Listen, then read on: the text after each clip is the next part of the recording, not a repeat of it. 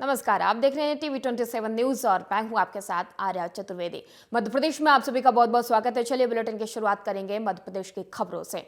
मध्य प्रदेश के 29 लोकसभा सीटों पर 4 चरणों में होने वाले चुनाव को लेकर निर्वाचन आयोग ने अपनी तैयारियां तेज कर दी हैं और एमपी के मुख्य निर्वाचन पदाधिकारी अनुपम राजन ने निर्वाचन सदन में प्रेस कॉन्फ्रेंस कर लोकसभा चुनाव को लेकर चुनाव तैयारी की जा रही है और उन्होंने प्रेस से रूबरू होते हुए कहा कि एमपी में 4 चरणों में चुनाव होंगे और एमपी में 5,64,07,610 वोटर अगले 5 सालों के लिए अपना सांसद चुनेंगे। एमपी में 85 साल से ऊपर में कुल 2,89,503 मतदाता हैं, जबकि दिव्यांग मतदाताओं की भी संख्या बढ़ती जा रही है, जिनको घर बैठे मतदान करने की सुविधा दी जाएगी। 50% से ज्यादा मतदान केंद्रों पर लाइव स्ट्रीमिंग होगी। वहीं ईवीएम मशीन परिवहन वाली सभी गाड़ियों में जीपीएस लगाया जाएगा।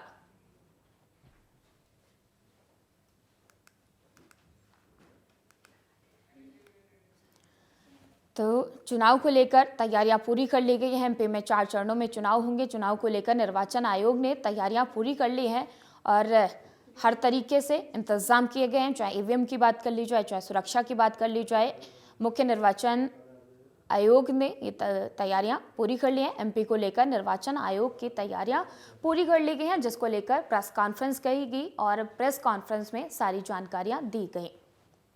तो मुख्य निर्वाचन पदाधिकारी ने प्रेस कॉन्फ्रेंस की और उस प्रेस कॉन्फ्रेंस में सारी चुनाव को लेकर जो तैयारियां की गई है, ईवीएम को लेकर, वोटिंग मशीनों को लेकर और पोलिंग बूथ को लेकर सारी तैयारियों की जानकारी कल दी गई। आपको बता दें कि एमपी में 4 चरणों में चुनाव होंगे और चुनाव को लेकर तैयारियां पूरी कर ली गई हैं। प्रशासन भी मुस्तैद है। निर्वाचन पदाधिकारियों ने प्रेस कॉन्फ्रेंस कर सारी जानकारी दी। चुनाव को लेकर जो तैयारियां की गई हैं उसकी जानकारी दी गई। 13,424 2513,424 इतने मतदाता हैं। तो इंदौर में हाईएस्ट नंबर है, छिंदवाड़ा में लोएस्ट नंबर है। जेंडर के हिसाब से जब हम देखते हैं, तो जेंडर रेशियो हमारा जो सबसे कम है जिस पार्लियामेंट में, वो भिंड है। भिंड में 1,000 पुरुष पे जो महिला का अनुपात है वोटर का, वो 857 है, 857। और लोकसभा चुनाव की तैयारियां जोरों पर हैं। सभी दलों की नजर आदिवासी वोटर पर है। हालांकि पिछले विधानसभा चुनाव में आदिवासी वर्ग बीजेपी पर ज्यादा मेहरबान नहीं रहा है और इस बार बीजेपी को यकीन है कि यह वर्ग प्रधानमंत्री नरेंद्र मोदी की गारंटी पर भरोसा करेगा। साथ ही प्रधानमंत्री नरेंद्र मोदी के हर घर नल से जल योजना कितनी कारगर साबित होगी और साथ ही प्रदेश में आदिवासी वर्ग का मूड क्या है। और ऐसे ही सवाल को लेकर हमारे ब्यूरो हेड नीरज श्रीवास्तव ने पीएचई कैबिनेट मंत्री, आपको बता दें कि कैबिनेट मंत्री संपतिया उइके से खास बातचीत की। पीएचई मंत्री संपतिया उइके जी इस समय हमारे साथ हैं। उनसे जानेंगे कि आखिर लोकसभा चुनाव काफ़ी नज़दीक हैं, लोकसभा चुनाव को लेकर क्या तैयारियां हैं और उनके जो विभाग है उसमें जो योजनाएं चलाई जा रही हैं उनकी क्या स्थिति है। मैम, टीवी 27 न्यूज़ में आपका स्वागत। धन्यवाद। मैम, सबसे पहले एक राजनीतिक सवाल करते हैं। लोकसभा चुनाव है काफ़ी नज़दीक, आदिवासियों की बात करें, आप आदिवासी वर्ग से आती हैं, क्या लगता है कि पिछली बार विधानसभा में आदिवासी वर्ग बीजेपी के पाले में नहीं आ पाया पूरी तरह से, इस बार क्या लगता है लोकसभा चुनाव में क्या स्थिति बनने वाली है? चूँकि पूरे मध्य प्रदेश में हमारे 29 सीट हैं और 29 सीट में 6 आदिवासी सीट हैं और पिछले बार भी जिस तरीके से माननीय यशस्वी प्रधानमंत्री जी और माननीय हमारे राष्ट्रीय अध्यक्ष आदरणीय नड्डा जी के नेतृत्व में, आदरणीय मुख्यमंत्री शिवराज सिंह चौहान जी के नेतृत्व में पिछले बार चुनाव हुए थे, उस पे हमारे पूरे 6 के 6 सीट आदिवासी सीट जीते थे और 28 सीट हमारे टोटल मिलाएं तो 28 सीट भारतीय जनता पार्टी की झोली में थी। 1 सीट मात्र छिंदवाड़ा की हम लोगों के पास नहीं थी।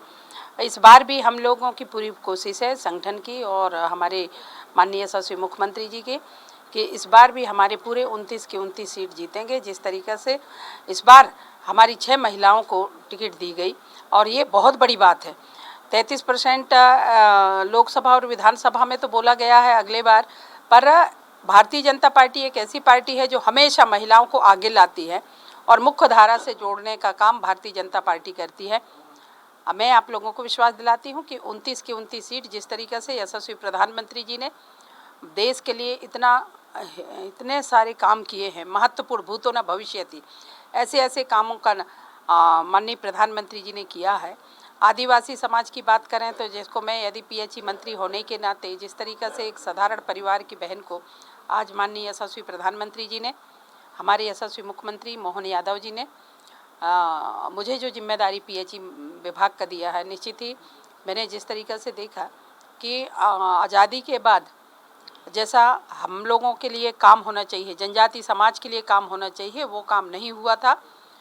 Thank you. तो बिल्कुल उनको पूरी तरह से विश्वास है कि इस बार जो है पूरी सीटें जो है बीजेपी जीतेगी।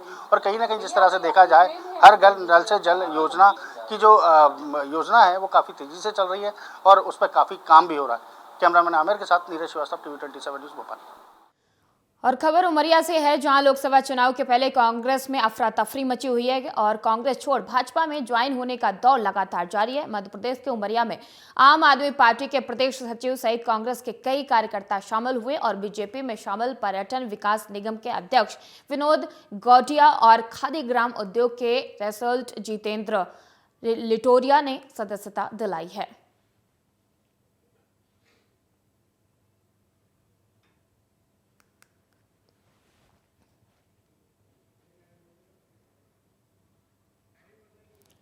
तो आपको बता दें कि लोकसभा चुनाव की तारीखों का ऐलान हो चुका है, लेकिन कांग्रेस पार्टी की बात कर ली जाए या आम आदमी पार्टी की बात कर ली जाए, इन पार्टियों के जो नेता हैं, जो कार्यकर्ता हैं, वो लगातार इनका दामन छोड़कर बीजेपी का हाथ थाम रहे हैं। और ऐसी ही खबर सामने आई है जहाँ पर तमाम कांग्रेस कार्यकर्ताओं ने बीजेपी का दामन थामा है। कांग्रेस छोड़कर बीजेपी में कई कार्यकर्ता शामिल हुए हैं और लगातार ये सिलसिला जारी है।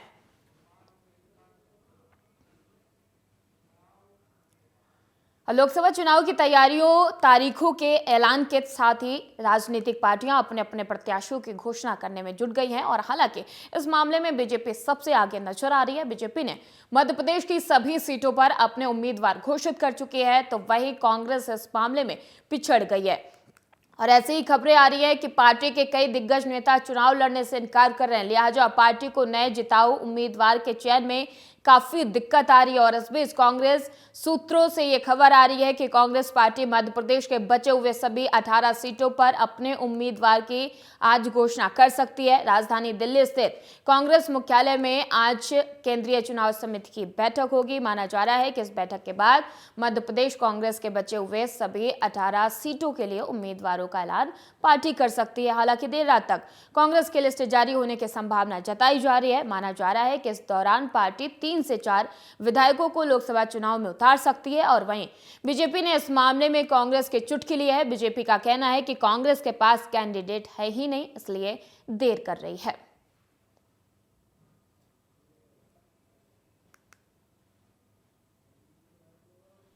आज रात तक हमारे प्रत्याशी संभवतः 99% घोषित हो जाएंगे, अन्यथा कल सुबह तक तो 100% हो ही जाएंगे। यदि हमारे बड़े नेताओं की जगह हम नए नेताओं को लाएं तो भारतीय जनता पार्टी के पेट में दर्द होता है। नहीं, देखिए, सीईसी की बैठकें तो कितनी भी हो सकती हैं, पर उन 18 उचित प्रत्याशियों के नाम तो मिले। कांग्रेस के जितने भी बड़े नेता हैं वो सब अपने अपने नाम वापस खींच चुके हैं और जनाधार वाले नाम अब बचे नहीं हैं। तो अब कांग्रेस धनाधार वाले नाम ढूंढ रही है ताकि कम से कम खाली स्थान भर पाए और चुनाव में अपनी छोटी मोटी इज्जत जो बची है वो बची। और ग्वालियर के योगा ट्रेनर प्रबल कुशवाहा के चीन में संदिग्ध हालत में मौत हो गई है। उनका शव 89 दिन बाद ग्वालियर लाया गया है और कफन में लिपटे अपने बेटे को देखकर परिजन फूट फूट कर रोने लगे। मुक्तिधाम में प्रबल का अंतिम संस्कार किया गया। परिजन को 23 दिसंबर को बेटे की मौत होने का पता चला था और जिसके बाद से इस शव को भारत लाने की कोशिश की जा रही थी। भारतीय दूतावास के हस्तक्षेप के बाद शव लाया जा सका। बता दें कि प्रबल की मौत के करीब 3 महीने बाद उसका शव काला पड़ चुका था।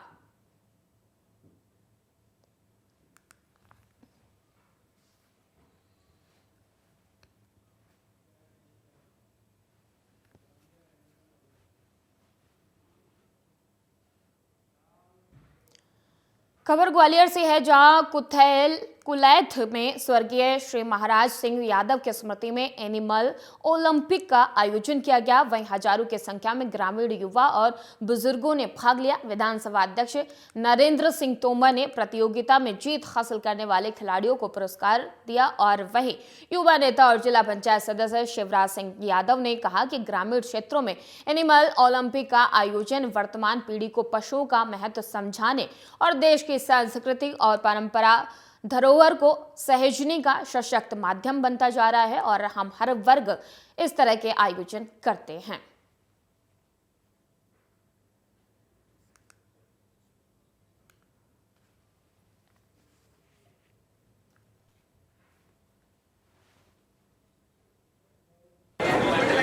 क्योंकि समय की कमी है, मैं सभी के चरणों में नतमस्तक प्रणाम करता हूं और सबसे महत्वपूर्ण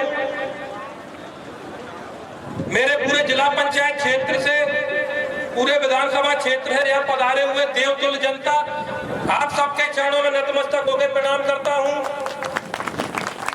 मैं ज्यादा कुछ नहीं कहूंगा, बड़ा भावुक हूं कि तोमर साहब ने यहाँ आधे घंटे का समय दिया। ये मेरे परिवार के लिए, मेरे क्षेत्र के लिए बहुत बड़ी बात है। महाराज सिंह जी की याद में इस खेल प्रतिस्पर्धा में हम सब के मध्य विराजमान भारतीय जनता पार्टी के अध्यक्ष श्रीमान कौशल शर्मा जी, पूर्व जिलाध्यक्ष आदरणीय वीरेंद्र जैन साहब, जिला पंचायत के अध्यक्ष आलोक जी, जिला पंचायत के सदस्य। और खंडवा में इंदौर लोकायुक्त ने जनपद सदस्य अनीता बाई और पति हरेक सिंह चौहान को रंग के हाथों 15,000 रुपए रिश्वत लेते पकड़ा है। लोकायुक्त ने बलियापुर के सरपंच रूप नारायण की शिकायत पर कार्रवाई की। बताया जा रहा है कि पंचायत में 3 आंगनबाड़ी भवन और 2 सामुदायिक भवन की स्वीकृति हुई है और इसका निर्माण पंचायत कर रही है और इससे संबंधित हर काम के लिए जनपद सदस्य अनीता बाई और उनके पति 5% रिश्वत ली थी और रिश्वत न देने पर उनके काम की शिकायत करते और उनके काम में अड़चन करने की धमकी देते थे। सरपंच की शिकायत के बाद लोकायुक्त ने जाल बिछाकर रंग के हाथों 15,000 रिश्वत लेते हुए अनीता बाई और जनपद सदस्य और उनके पति हरेश सिंह चौहान को गिरफ्तार कर लिया है।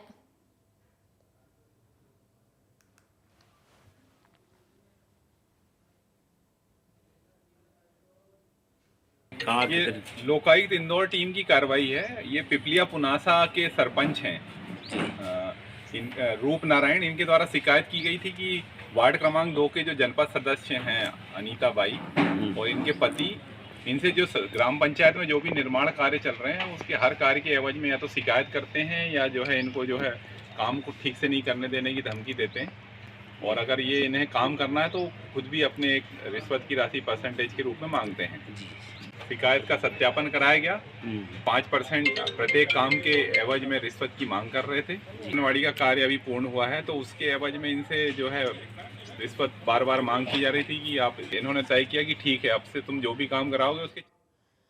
और भोपाल के चेतक ब्रिज के मैकेनिक बाजार में देर रात आग लग गई जिसमें 2 दुकान और 3 कार जलकर खाक हो गई। बता दें कि ये सभी कार रिपेयरिंग के लिए आई थी और वहीं आग की सूचना मिलने पर फायर ब्रिगेड की गाड़ियां मौके पर पहुंची और करीब 2 घंटे की कड़ी मशक्कत के बाद आग पर काबू पाया गया।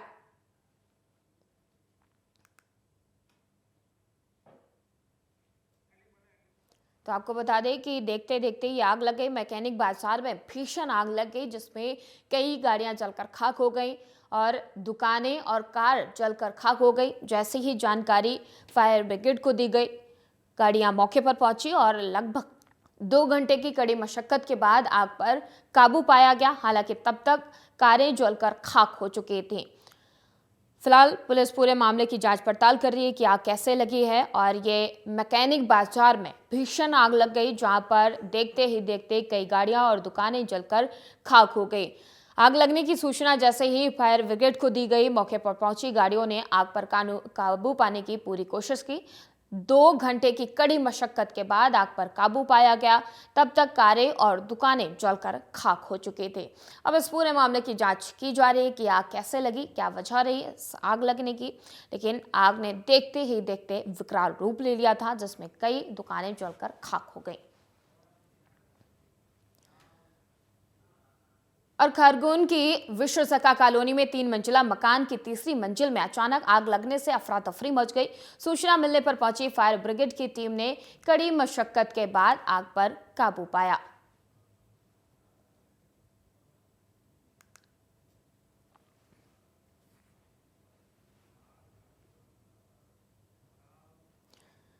और धार जिले के नालछा थाना इलाके में चाकूबाजी की घटना में एक युवक की मौत हो गई है। वहीं इस मामले में 2 युवक गंभीर रूप से घायल हो गए। सूचना मिलने पर पहुंची पुलिस ने मामले की जांच पड़ताल शुरू कर दी है।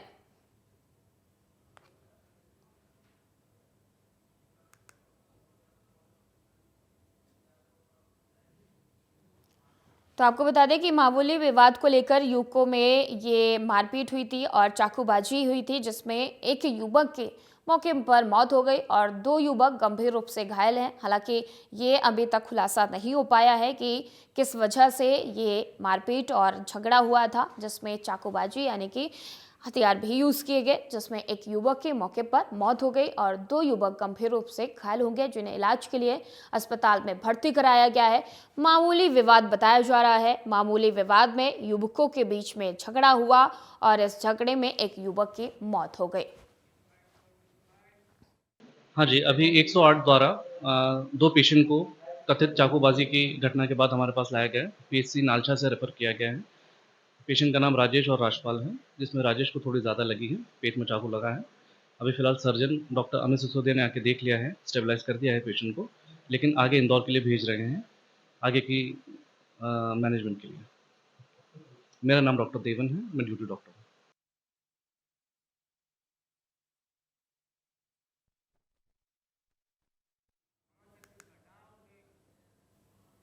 अब बात करेंगे हमारे छत्तीसगढ़ के रायपुर में अंतर्राज्यीय चोरों का गिरोह के हौसले बुलंद होते जा रहे हैं और चोरों के अंदर पुलिस का जरा सा भी खौफ नहीं है। चोरों ने बस्ती में घर में सो रहे सभी लोगों को बंदी बनाकर लाखों की नकदी पर हाथ साफ कर दिया है।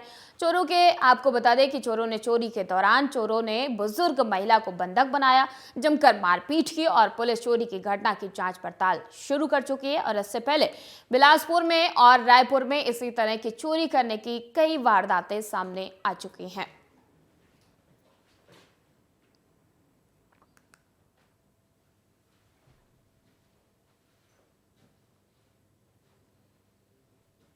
इसमें जो अभी 3-4 दिन पहले माना बस्ती अंदर घुस करके जो गहने और नगद पैसा ले गए थे, इसमें जो 3 आरोपी है, वो जो सस्पेक्ट है, उनके संबंध में लगातार जो अपने छत्तीसगढ़ के अन्य जिले में भी कई घटनाएं हुए हैं, उनसे क्राइम ब्रांच के द्वारा लगातार सतत प्रयास कर रहे हैं। और इसमें जो भी गैंग है वो अभी जो उनका तो वारदात का जो तरीका है उसमें बाहरी गैंग होने के संबंध में संभावना है और लगातार अपने क्राइम ब्रांच की टीम, माना पुलिस की टीम लगी हुई है और जिसमें निश्चित रूप से जल्दी सफलता प्राप्त की जाएगी। और छत्तीसगढ़ के पूर्व सीएम भूपेश बघेल ने राजनांदगांव में अपना चुनावी अभियान तेज कर दिया है। खुटेरी में आयोजित कार्यक्रम में भूपेश बघेल के सामने ही एक कार्यकर्ता ने उनके कार्यकाल का हमला बोला है और पूर्व जिला पंचायत उपाध्यक्ष सुरेंद्र दाऊ को जब संबोधित करने के लिए मंच पर बुलाया गया तो उन्होंने भूपेश बघेल के सामने पार्टी पर जमकर भड़ास निकाली। उन्होंने कहा कि 5 सालों तक जब हमारी सरकार थी तो हमारा कोई काम नहीं हुआ, केवल हमें प्रताड़ित किया गया। उन्होंने कहा कि मुख्यमंत्री से मिलना तक मुश्किल था। आगे उन्होंने कहा कि पंच सरपंच की दरी उठाने की ही जिम्मेदारी है क्या? अगर भुलाई दुर्ग में पंचायत के चुनाव होंगे तो हम वहां भी अब काम करने के लिए तैयार हैं। उन्होंने कहा कि जब पार्टी की सरकार थी तो हमारे नेता कहते थे कि कार्यकर्ताओं को लेकर चिंतन मनन किया जा रहा है, क्या इसमें हम कार्यकर्ताओं को बुलाया गया? इन लोगों ने बंद कमरे में बैठकर चिंतन मनन किया। किसानों को भाजपा की सरकार 3100 रुपए धान के दे पा रही है तो वो केवल भूपेश बघेल की देन है। और सुरेंद्र दाऊ ने कहा कि 5 साल हमारी सरकार रही, यहाँ मौजूद एक भी कार्यकर्ता अगर कह दे कि उसका काम हुआ है, हमारे दुख तकलीफ बहू बेटा का ट्रांसफर में कोई भी साथ नहीं दिया गया, सब प्रताड़ित किया गया है। 5 सालों में हम कार्यकर्ताओं की कोई पूछ नहीं हुई और हम तो आपसे मिलने के लिए 5 साल तक का इंतजार करते रहे। बोला सिर्फ पंच सरपंच और दरी उठाए की जवाबदारी आप बंधु का। और अगर जिला और जनपद के चुनाव हुई है महोदय, अगर जिला जनपद के भी चुनाव आपके भिलाई दुर्ग रायपुर के लड़िया हुए तो आज यहाँ क्लियर कर दो, हम ओकरो तैयार बैठे। हम आपके जो आदमी आप धूल हम आप मान के अपन नेता मान के ओकर लिए काम करबो, प्रचार करबो। बहुत दुखी मन से मैं आज मन से बात करत हूँ। आदरणीय बैठे बहुत संघर्ष करे। अभी हमारे जैन साहब कहात रही से जब सत्ता नहीं रही से तो दाऊ जी अकेला सब ललकारत रही से कहात रही से नहीं अध्यक्ष जी मोर मन के पीड़ा है। अब आखिर बात में आप लोग क्यों बोलो 5 साल बहुत सारे नेता मन केस हमन चिंतन करें मनन करें, कोनो मन गेरे हो जी मनन चिंतन करे बर, कोई बुला रही का चिंतन मनन करे बर, एवं कमरस में बैठ के चिंतन मनन लगा डर थे काला हरण। आप मैं ये बात कभी स्वीकार करता हूँ डंके चोट पे की थो। आज अगर पूरा देश में आज 3100 रुपया अगर धान भाजपा के सरकार दे पाते तो आदरणीय हमारे भूपेश बघेल जी करेंगे, लेकिन वही आपके काम पूरा नहीं हो जाए। मैं डंके के चोट पे यहाँ कितो अगर 500 कार्यकर्ता है 500 कार्यकर्ता। अब मुंगेली में नाबालिग से छेड़छाड़ करने वाले आरोपी को पुलिस ने गिरफ्तार किया है और पॉक्सो एक्ट सहित कई धाराओं में मामला दर्ज किया है। बता दें कि आरोपी ने स्कूल जाते समय नाबालिग के साथ छेड़छाड़ की थी। ये पूरा मामला मुंगेली के चिल्फी थाना का बताया जा रहा है।